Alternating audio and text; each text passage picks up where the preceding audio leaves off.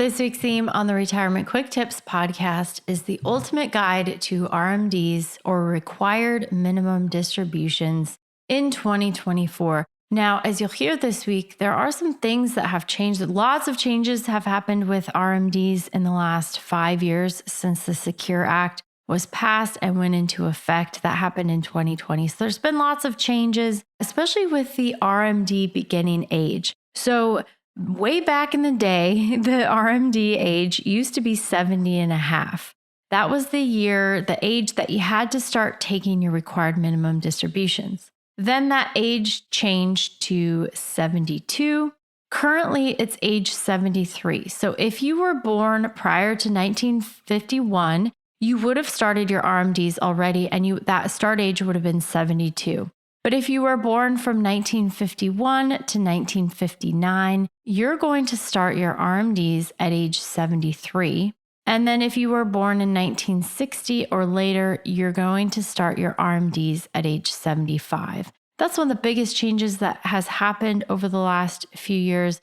Now that we kind of have that out of the way and you know when you're going to start your RMD, let me back up for a second. So the basics on RMDs: required minimum distribution. That's what RMD stands for. So once you hit that required age where those distributions have to start, then every single year you have to take out a minimum amount from your IRA or other retirement accounts like 401ks, 403bs, basically any account that you contributed to when you were working and you had income. A lot of times it's through an employer like your 401k, through the company you worked for. And if you got a tax deduction or contributed to that account with pre-tax dollars, that's your clue that there is a RMD required later on once you hit that RMD age.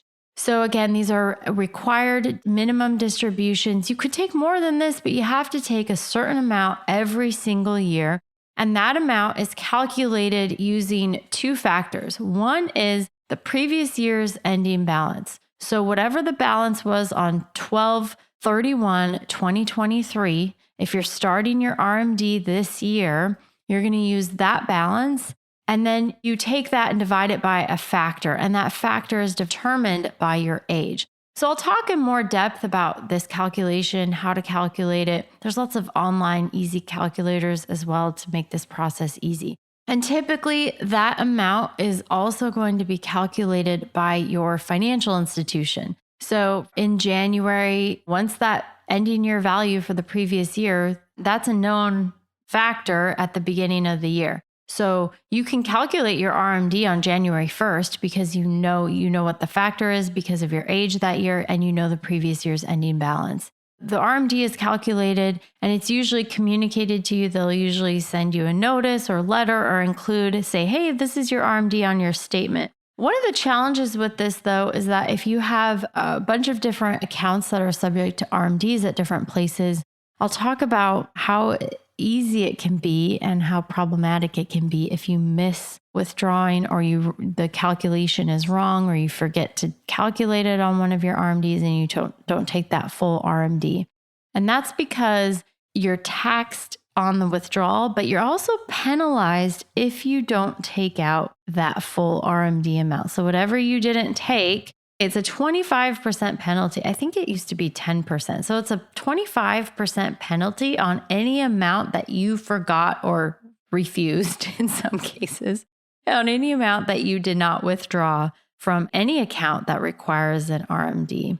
The penalty can be reduced to 10% if you take certain steps to correct the issue. So just know it's a big deal if you forget or you don't take the proper amount. That RMD amount gets reported to the IRS, so they know how much you should have taken versus how much you actually did take.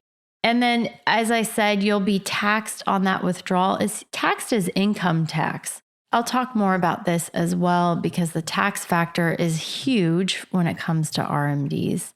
And then lastly, I wanted to mention that if you have an inherited IRA, where you inherited an IRA, not from a spouse. If your spouse passed away, the rules are pretty simple. It just gets consolidated with your own IRA in most cases.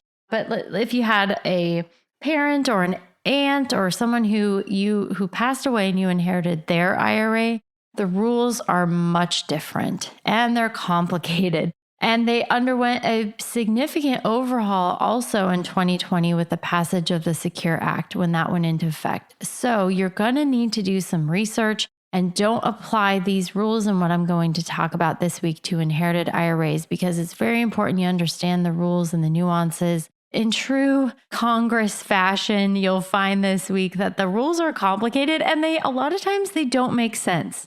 They really don't make sense. But, we're just living in this world and we have to abide by the rules so we're not penalized. So it is important that you're understanding those rules as well. All right, that's it for today. Thank you so much for listening. Come on back tomorrow. I'm going to talk about how to calculate your RMD and how to figure out the right taxes and the right tax withholding to use as well. Thank you so much for listening. My name is Ashley Michike, and this is the Retirement Quick Tips Podcast.